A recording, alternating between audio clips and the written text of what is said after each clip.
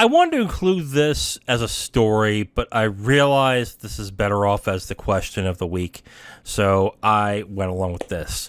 Forspoken, for some reason, is advertising their game, which I thought is weird since it's not coming out until January of next year. Still, I mean, that still could get delayed. Would I be surprised by that? No, but anyway, that was a bit of a surprise. What was extra surprising was the reaction to the ad, which was incredibly negative. And by negative, not as in an offensive way, but in a way of, this is just plain terrible. It showed the main character of the game basically being very quippy and kind of being very self-aware in a jokey way. A lot of people basically say it's kind of like a Joss Whedon writing style that they were going for, but in my opinion too, it completely failed, because the thing with Joss Whedon is that his characters are actually charming, where this did not make the characters seem charming at all. Zero, I don't know if did you actually watch the ad? Yeah, I did, and I was just like, I don't know how I feel about this. Yeah. Yeah, at no point I was kind of the same way until I was like, oh, this is just plain bad. That's not good. But yeah, the question I wanted to point out is this, okay?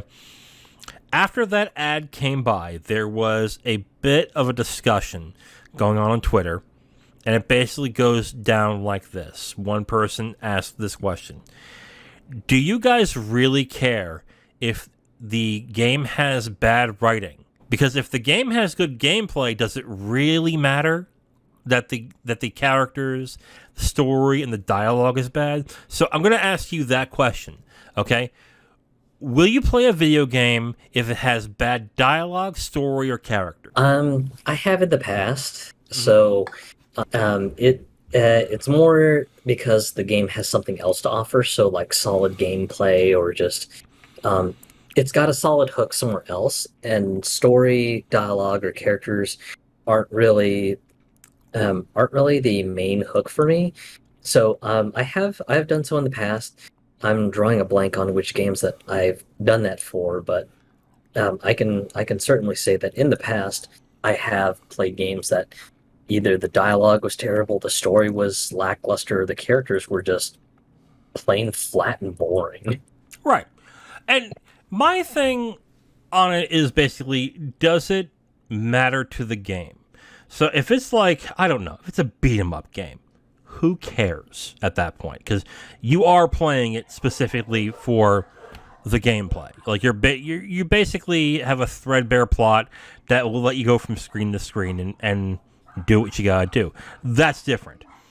But when the story clearly matters, or the dialogue or characters are supposed to matter in the game to enjoy it. Let's say, for example, I don't know. Let's say God of War, okay?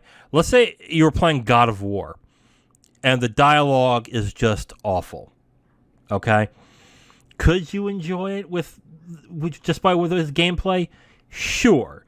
But with how much it stops for story beats and dialogue and stuff like that, then it becomes a chore to play. You get what I'm saying? Yeah. Like I would also say, like, let's say Skyrim, for example, okay?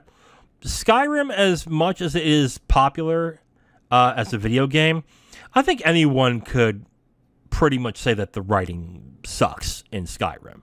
And it's not why you're playing it. You're playing it for the immersive world and the gameplay and just exploring everywhere in the game. The story is just tangential. But if the story sucked in, let's say, a Final Fantasy game, there is no way I'm playing it. Yeah. The example I would have is Final Fantasy 13. I bounced off that real quick. But if the story was good, I might not have, but it wasn't. I think one example I will use where the story kept me playing the game, even though I wasn't much of a fan of the gameplay, was BioShock Infinite. And I know a lot of people are going to hear that and go, whoa, whoa, whoa, what? Are you kidding me? Like, yeah, the gameplay in Bioshock Infinite is at best. It's very basic shooting. There's a little bit of strategy, but just enough to not keep you bored.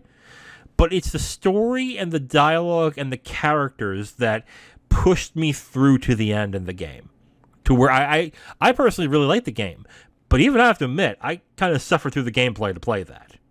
Yeah. But I think if the story and the characters and the dialogue is supposed to be something you should be enjoying to play the game, then it's important.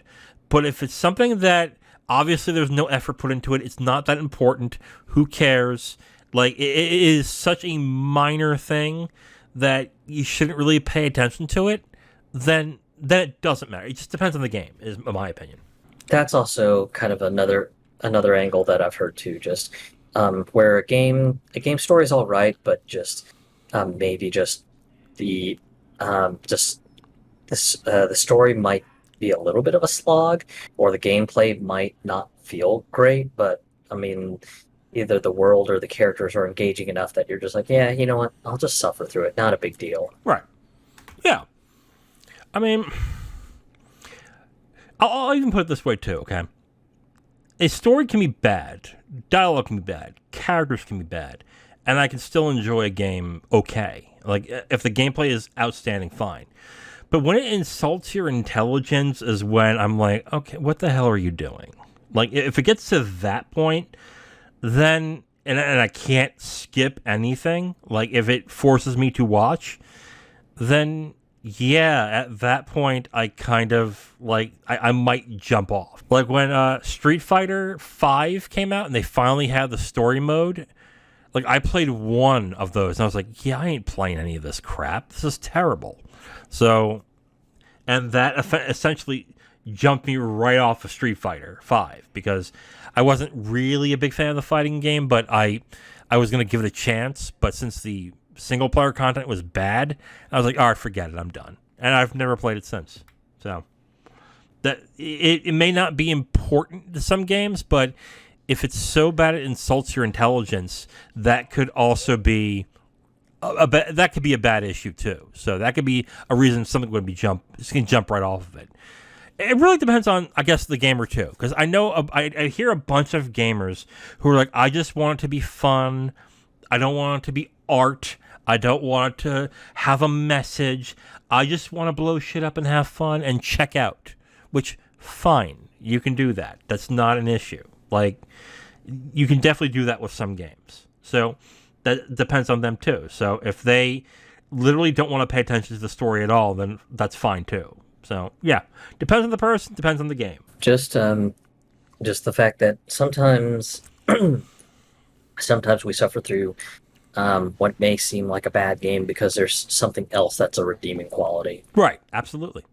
We've talked before, I don't know on here, but maybe off this, how way back when, like, I guess it also matters that because we've gotten older too, like way back when, gaming stories were pretty bad.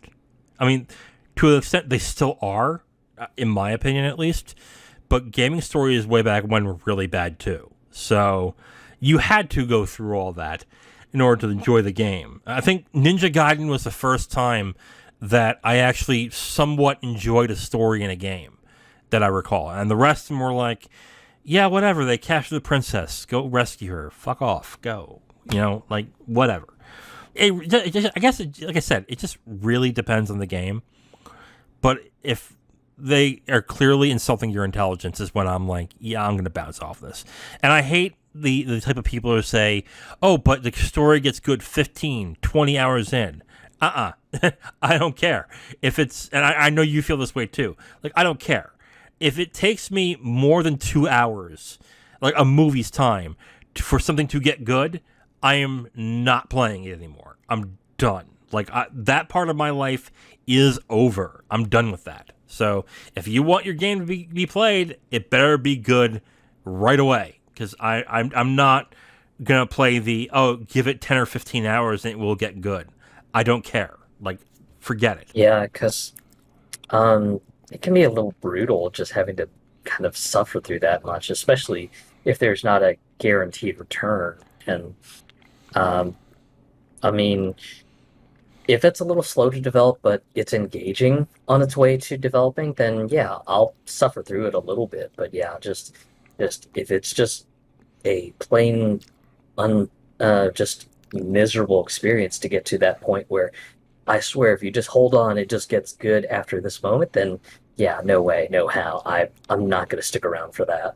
Right. No, absolutely. Absolutely.